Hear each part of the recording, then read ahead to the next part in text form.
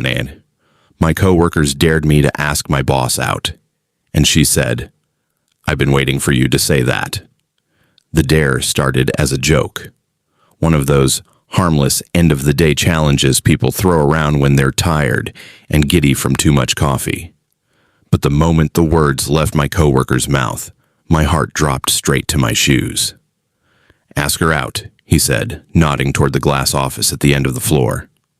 "Your boss." I laughed it off at first. Everyone did. Because who in their right mind asked their boss out? Especially her. Her name was Emily Carter. Calm, professional, respected by everyone. She was the kind of leader who remembered your birthday, asked about your parents, and stayed late to help you fix mistakes she didn't make. The kind of boss people trust, the kind you don't cross lines with, and definitely not the kind you ask out on a dare. But something about that moment stuck with me.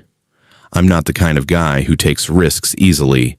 I grew up believing you earn everything quietly. Respect, love, chances, by working hard and staying in your lane. I'd been at the company for 3 years, slowly building a reputation for reliability. Emily hired me when I was barely holding myself together after my dad passed away. She didn't know it then, but that job saved me. She gave me time when I needed it, covered for me when I messed up, never made me feel small. That's how feelings sneak up on you, not loudly, but gently. I told myself it was just admiration, gratitude, respect, until that dare. All evening, I couldn't focus. I kept replaying moments I'd brushed off before. The way Emily stayed behind after meetings just to ask how I was doing. The coffee she brought me on late nights. The soft smile when our eyes met just a second longer than necessary. Still, I convinced myself it meant nothing. I was wrong.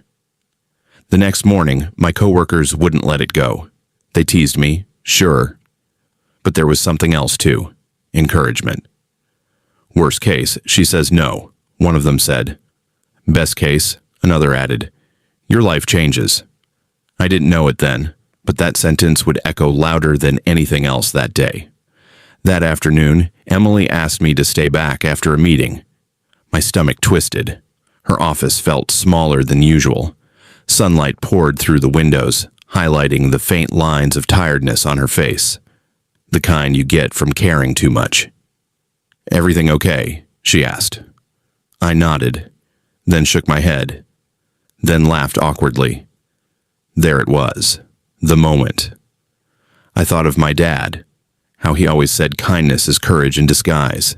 I thought of all the times I'd played it safe. And I thought of the dare, not as a joke anymore, but as permission to be honest.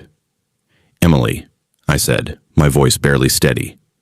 "This might be inappropriate, and I understand if you say no, but would you like to get coffee with me sometime? Outside of work?"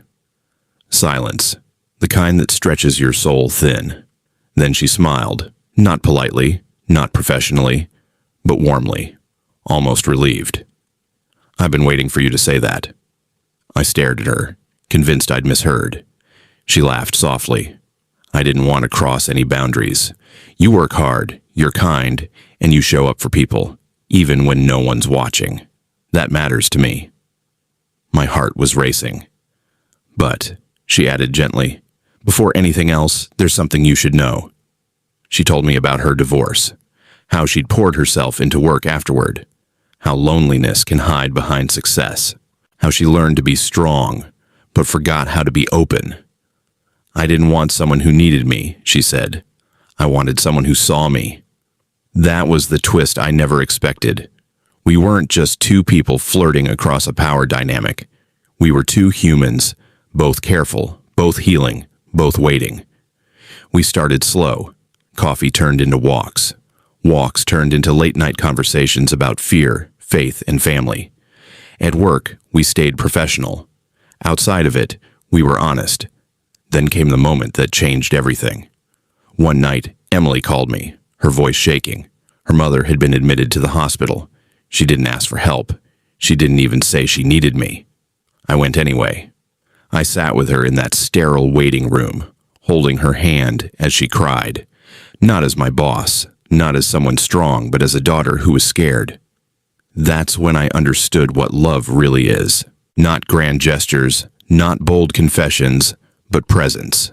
Weeks later, her mother recovered. Life settled, work continued, but something had shifted. At a company event, Emily stood beside me, not above me, not apart, just beside. And in that moment, I realized the dare wasn't the turning point. Kindness was. Her kindness when she hired me. My kindness when I stayed. The courage to be human with each other. We don't talk about the dare anymore. We talk about building something real. Because sometimes, the bravest thing you can do isn't asking someone out. It's letting yourself be seen.